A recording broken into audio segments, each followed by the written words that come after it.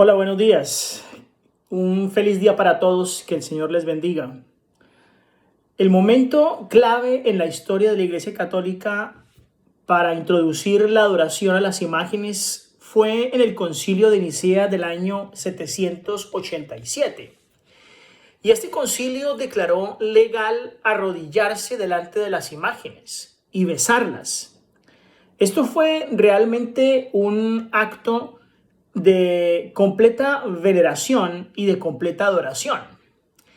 De allí en adelante se fortalecería la costumbre rubricada por el concilio también de Nicea, donde aparecerían en tanto algunos iconoclastas, pero el concilio de Nicea y la fractura de la iglesia de Bizancio permitieron entonces desarrollar libremente en el seno de la iglesia católica esta fórmula de culto.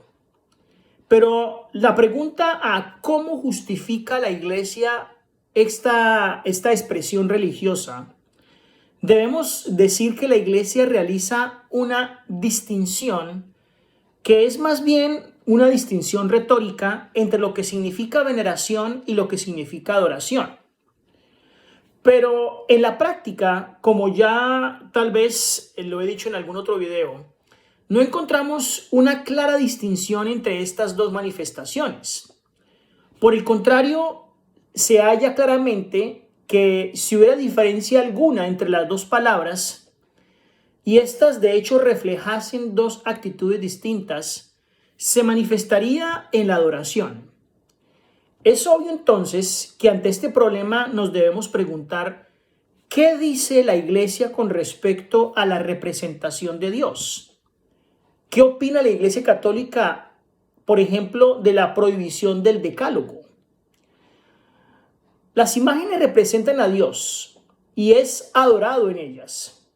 O bien se le adora y reverencia en los santos representados en las imágenes, es decir, el culto de las imágenes, o en todo caso el culto de las imágenes es un acto de religión.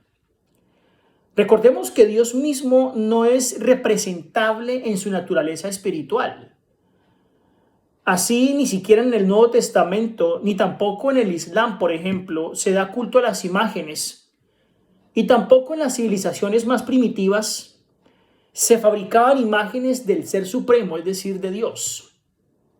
Sin embargo, en el Antiguo Testamento se le aplica a Dios una muchedumbre de expresiones que son dadas de forma analógica.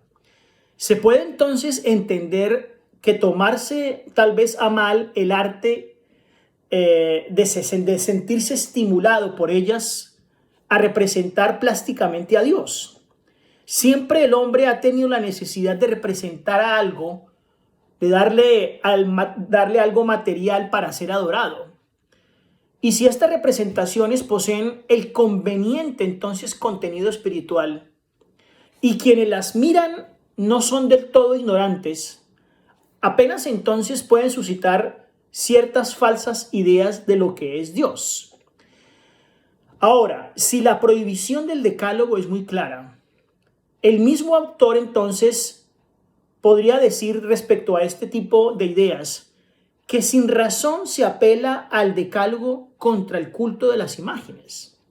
Porque en los mandamientos dice claramente, no te harás imagen de escultura, ni figura alguna de cosa que hay arriba en el cielo, ni abajo en la tierra, ni de las que hay en las aguas debajo de la tierra. No te postrarás a ellas, ni las servirás, pues yo, el Señor tu Dios, soy. Y soy un Dios celoso, lo dice Éxodo el capítulo 20 y el versículo 4. Y también lo encontramos en Deuteronomio 5:8. Por lo tanto, la prohibición se refiere a imágenes a las que se le atribuye una significación independiente. Es decir, no aquellas en las que se venera a Dios. Esta es otra demostración, entonces, de lo que en ocasiones hace la iglesia que se llama eigesis o eisegesis, donde se coloca un texto en un significado nuevo. De tal forma que entonces se llega a permitir que algo que está prohibido en la Biblia y de esta manera se siente tal vez favorecido a permitir que algo que está prohibido ya deje de ser prohibido.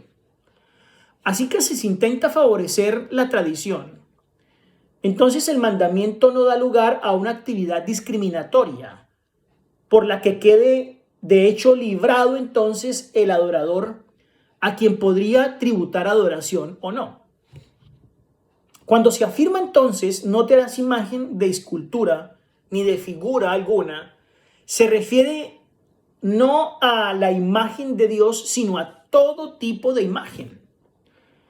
Por otra parte, nosotros sabemos que cuando Cristo vino, la ley era estrictamente observada, tanto que los escritores romanos acusaban a los judíos de ser ateos, reprochándoles así entonces la repugnancia hebrea a plasmar en imágenes sus ideas religiosas.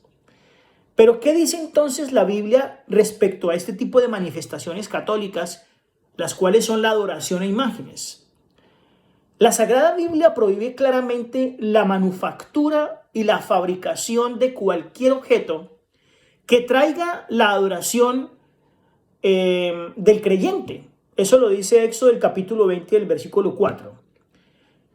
Y la razón fundamental a esta prohibición es que precisamente esta prohibición intenta eludir el comentario católico anterior, donde la desviación cúltica a la interferencia entre la relación que se establece entre Dios y el creyente se produce entonces una dependencia de la imagen.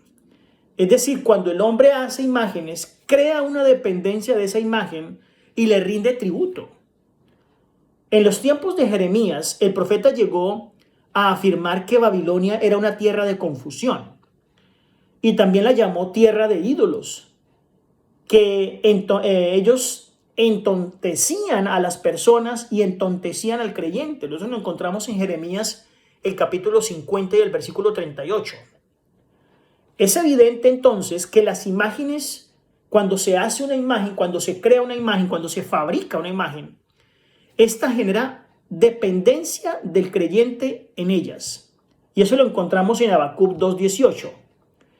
Dios conocía que en la mente débil del hombre se produciría esta transferencia de la confianza en él por la confianza en las imágenes. Por eso lo llama así, de esa forma, en Habacuc 2:18. Y Jeremías lo llama una tontera.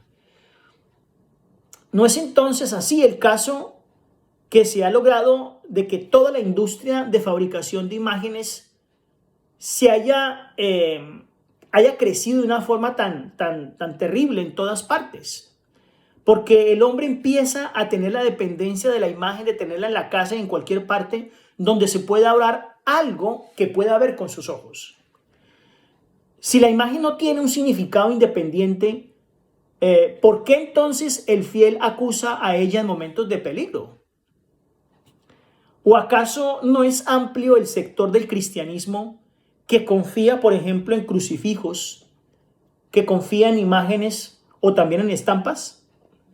¿Acaso no son muchos los fieles que llegan a considerar que estas formas tienen propiedades salvadoras o protectoras que son inherentes a ellas?